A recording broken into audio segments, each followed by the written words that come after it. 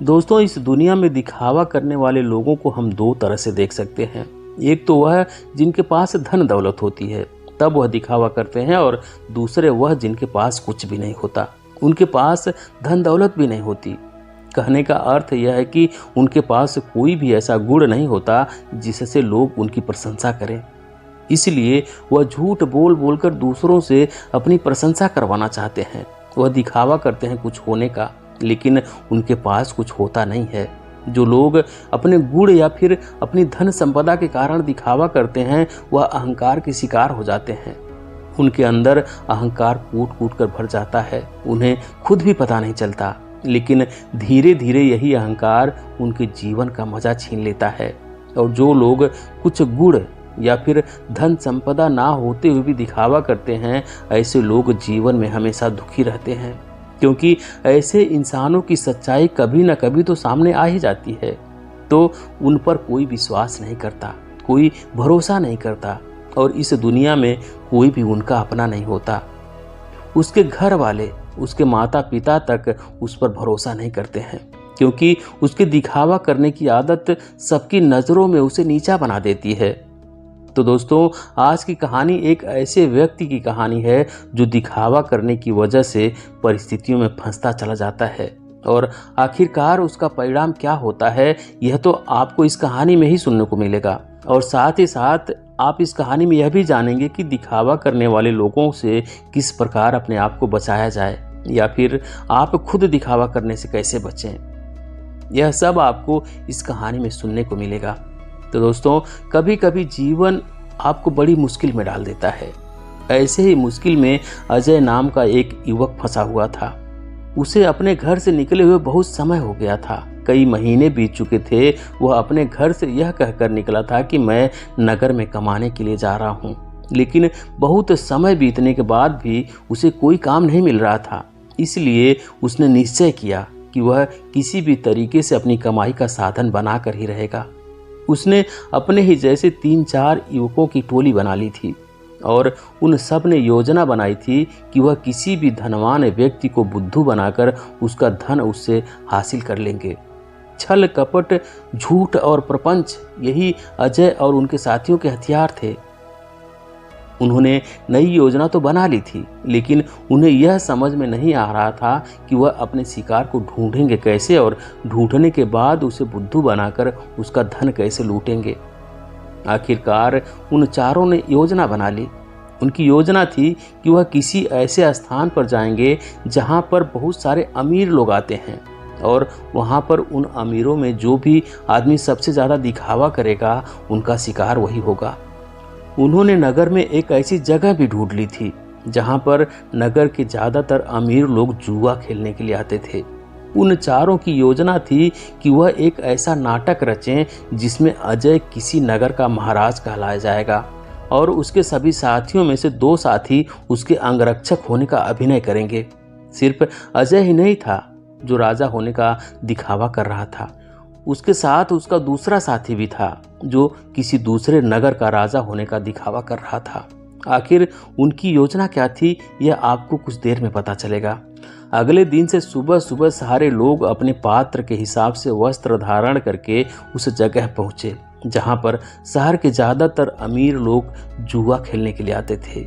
अजय उस जगह पर एक नगर का महाराज बनकर पहुंचा था, जिसके पीछे उसके साथी अंगरक्षक बनकर साथ साथ चल रहे थे। सब अमीर लोगों की नज़र उन पर टिकी हुई थी, क्योंकि अजय उन सब में से सबसे ज़्यादा अमीर लग रहा था। उसकी वेशभूषा बेशकीमती लग रहे थे, बेहद आकर्षक लग रहे थे, जिससे सभी लोग उसकी तरफ आकर्षित हो गए थे। कुछ समय बाद अजय एक ऐसी जगह पर जाकर बैठा जो सिर्फ बहुत जरूरी लोगों के लिए ही बनी थी। जब अजय वहां पर जाकर बैठा तो उसके अंगरक्षक वहीं उसके पास खड़े थे। सब आपस में चर्चा करते हुए एक दूसरे से पूछ रहे थे कि यह किस नगर के महाराज हैं। उसी भीड़ में अजय का एक और साथी मौजूद था। उसने उन सबको संबोधित करते हुए बताया कि अजय किसी बड़े नगर का बड़ा महाराज है, और सबने उसकी बात पर यकीन कर लिया। अब वह अमीर लोग जो ज़्यादातर दिखावा करते थे, जो किसी बड़े आदमी से अपना सम्मान सुनने के लिए तरसते थे, ऐसे लोग अजय के आसपास मंडराने लगे थे। वह अजय को किसी बड़े नगर का महाराज समझ रहे थे और वह सोच रहे थे कि अगर इनसे हमारा परिचय हो गया तो हो सकता है कि भविष्य में यह महाराज हमारे कुछ काम आ जाएं। थोड़ी देर बाद वहां पर दूसरा राजा भी पहुंचा जो अजय का ही साथी था और वह भी अजय की तरह राजा होने का दिखावा कर रहा था। वह दूसरा राजा अजय के ठीक सामने आकर बैठ गया। कुछ देर एक दूसरे से बात करने के बाद दोनों ने जुआ खेलने का निश्चय किया। कुछ समय बाद जुए की बड़ी बड़ी बाजियां खेली जाने लगी और अजय जो किसी नगर का महाराज होने का दिखावा कर रहा था वह इस जुए में बहुत बड़ी बड़ी रकम हार गया। लेकिन जब अजय ने हारी हुई रकम निकालने के लिए अपनी पोटली ढूंढनी चाहिए तो उसे अपनी पोटली मिल ही नहीं रही थी। बहुत देर ढूंढने के बाद भी जब उसे पोटली नहीं मिली तो वह गुस्से से भरकर अपने अंगरक्षकों को डांटने लगा और डांटते हुए उनसे अपनी पोटली के बारे में पूछने लगा। लेकिन उसके अंगरक्षकों के पास इसका कोई जवाब नहीं था। वह सब नीचे गर्दन करके खड़े हुए थे। अजय ने बड़े ही शांत स्वर में अपने सामने बैठे हुए राजा से कहा कि देखिए, लगता है कि हमारे सोने के सिक्कों से भरी पोटली कहीं पर गुम हो गई है। मैं मानता हूं कि मैं जुए में हारा हूं, लेकिन फिलहाल मेरे पास तुम्हें देने के लिए कुछ भी नहीं है। अगर तुम मुझे कोई अपना पता दे दो तो मैं तुम्हारे पते पर तुम्हारी रकम भिजवा दूंगा, या फिर तुम मेरे राज्य में आकर मेरे राजमहल में चले आना, वहां पर तुम्हारी पूरी रकम तुम्हें मिल जाएगी। यह सुनकर वह सामने बैठा हुआ राजा गुस्से से आग बबूला हो गया। वह अजय को बहुत भला बुरा कहने लगा। नौबत यहाँ तक आ गई कि दोनों में हाथापाई हो गई। वहां पर उसके अंगरक्षक और इधर अजय के अंगरक्षक दोनों आपस में भिड़ गए। कुछ देर बाद एक अमीर आदमी उन दोनों के बीच पहुंचा और उन दोनों का झगड़ा सुलझाते हुए उसने कहा कि महाराज, आप मुझसे कुछ धन उधार ले लीजिए। आपको लड़ने की जरूरत नहीं है, यह आपको शोभा नहीं देता, यह आपकी शान के खिलाफ है। मैं आपको धन उधार दे देता हूं, आप मेरा धन मुझे लौटा देना। यह रहा मेरा पता। और अपना पता देते हुए उस अमीर आदमी ने अजय को बहुत सारे सोने के सिक्के दिए जितने वह जुए में हारा था।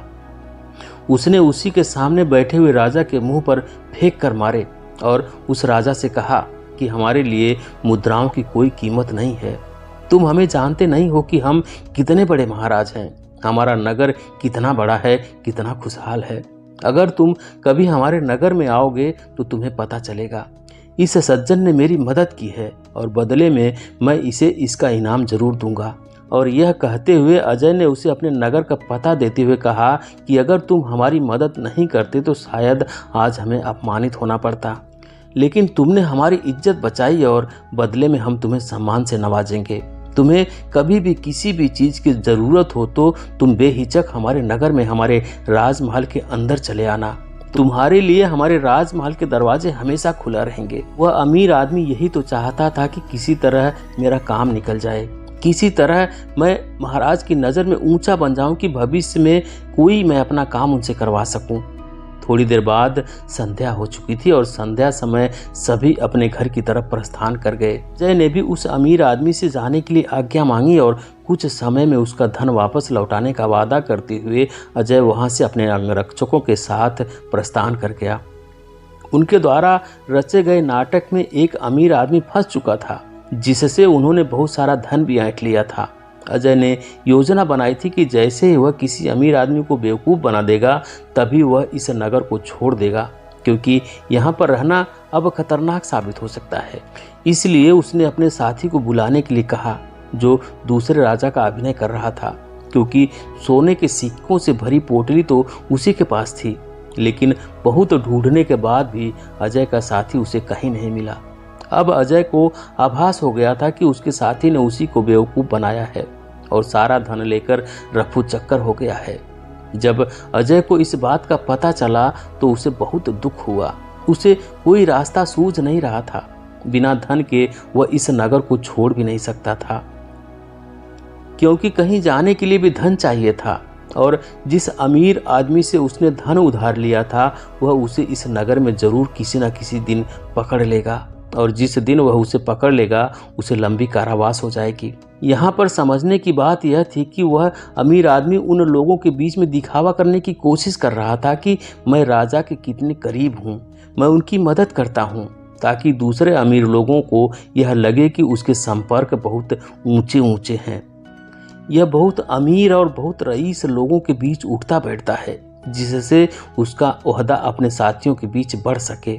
इसीलिए उसने दिखावे की वजह से अजय रूपी राजा को वह धन उधार दे दिया था। और अजय तो जैसा कि आप सबको पता है, वह तो इसीलिए दिखावा कर रहा था कि वह किसी को अपना शिकार बना सके।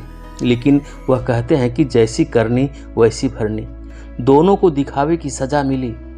उस अमीर आदमी का धन लुट गया और यहाँ अजय को उसके साथी ने ही बेवकूफ़ बना दिया था। कुछ समय बाद अजय को उस नगर के दरबारियों ने ढूंढना शुरू कर दिया, क्योंकि उस अमीर आदमी को पता चल चुका था कि उसके साथ छल हुआ है, उसके साथ कपट हुआ है और वह किसी भी कीमत पर अजय को ढूंढना चाहता था।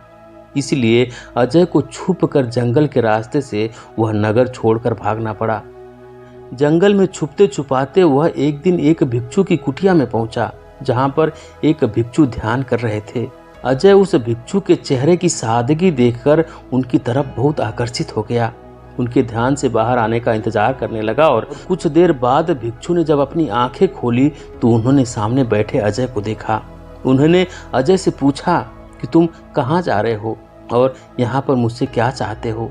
अजय उनके चरणों में गिर पड़ा और रोते हुए बोला कि हे गुरुदेव, मैं दिखावा कर कर के थक चुका हूँ, मुझे कोई रास्ता नजर नहीं आ रहा है। घर वालों के सामने मुझे दिखावा करना पड़ता है कि मैं नगर में कोई काम कर रहा हूँ और नगर में मैं लोगों को बेवकूफ़ बनाता हूँ, उनके साथ छल कपट करता हूँ।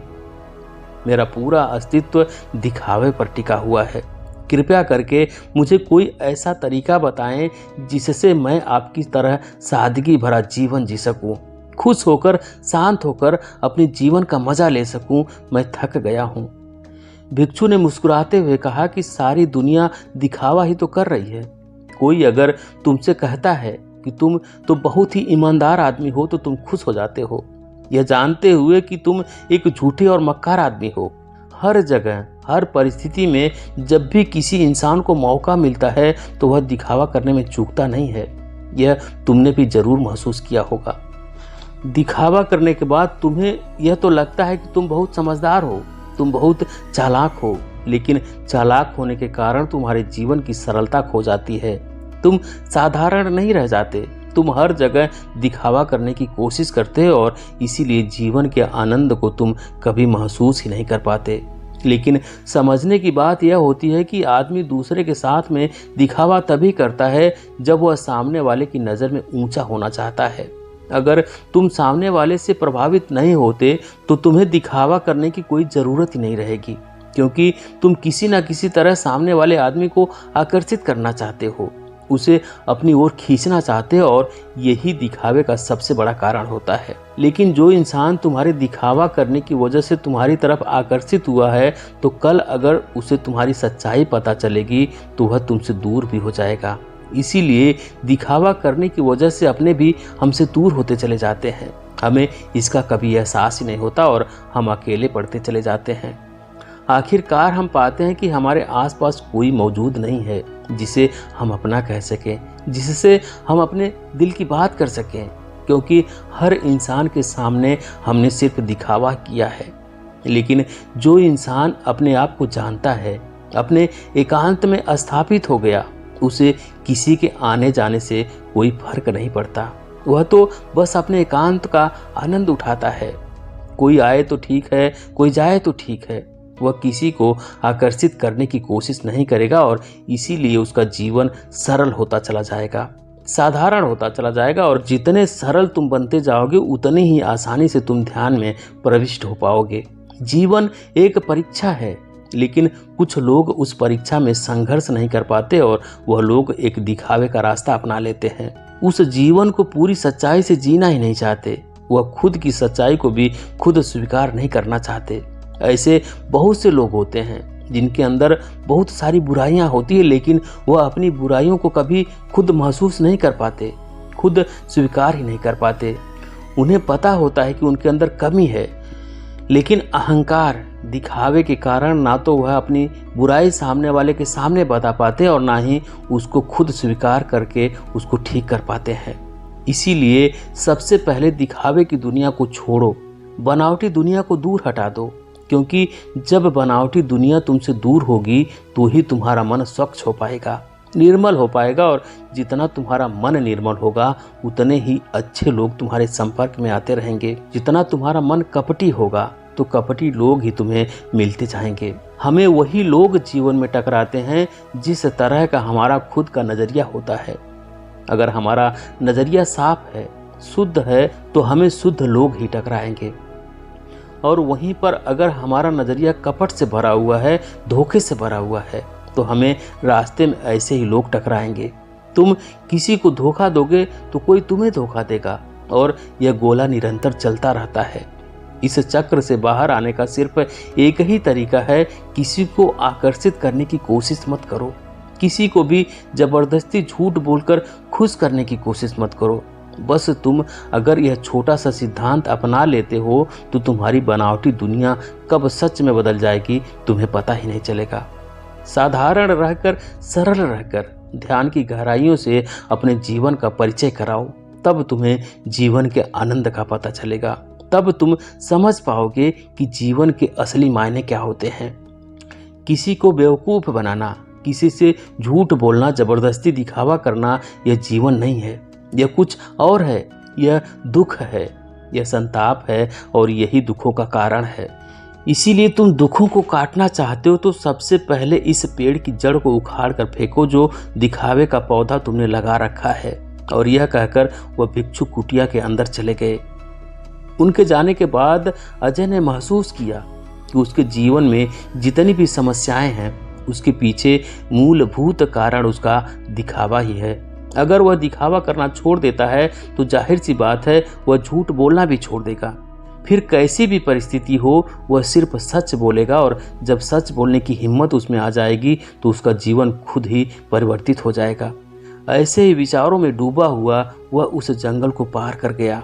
तो दोस्तों, आपने आज के इस वीडियो से क्या सीखा आप मुझे कमेंट करके बता सकते हैं।